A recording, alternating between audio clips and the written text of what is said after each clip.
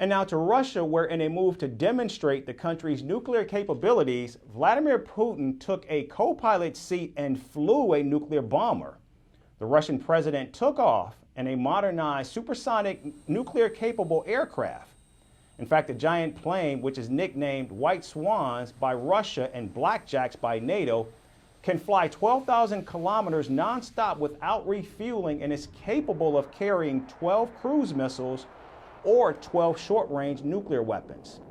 In fact, it's a modernized version of a Cold War-era bomber that the former Soviet Union would have deployed in the event of a nuclear war to deliver weapons from long range.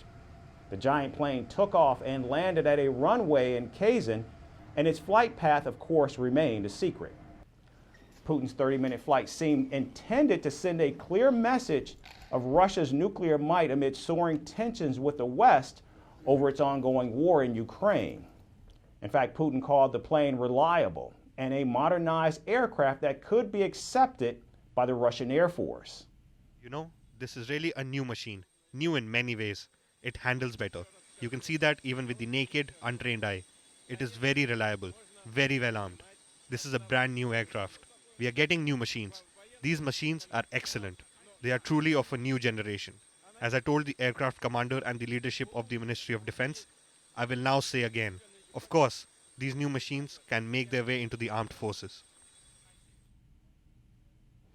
Now, under a contract signed in 2018, 10 of these modernized nuclear bombers are meant to be delivered to the Russian Air Force by 2027 at a cost of $163 million each. In fact, the bomber was not the only ride that Putin took. Later, he was also seen behind the steering wheel of a Russian-made Kamaz truck.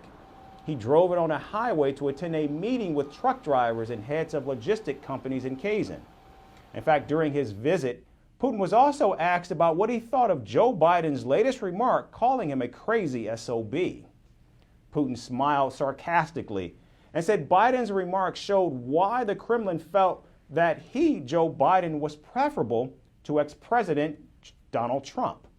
Take a listen. Listen, we talked not long ago, and you asked who would be preferred as the future president of the United States. I said that we would work with any president, but I suppose that for us, for Russia, Biden is more preferable. Judging by what he has said, I was absolutely right, because this was an adequate reaction to what I had said. Why? Because he cannot say, Volodya, you are a good man. You've helped me a lot. We understand what is going on there in terms of politics, and that reaction is absolutely adequate. This means that I was right. What I said was for our audience first and foremost, not for Americans. You are a Russian journalist after all, and you asked what was better for us. So I told you then, and I can confirm and repeat it now. Biden is better. Now, these appearances appeared to bolster Putin's image ahead of next month's election, an election that many experts already believe is, in fact, a foregone conclusion. From impeachments to inaugurations, if it's a political story, we are on the scene.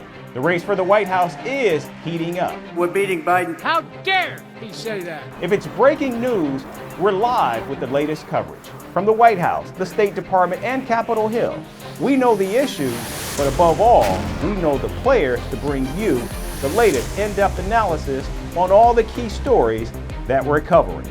I'm Eric Ham. Join me from Washington here on Firstpost America.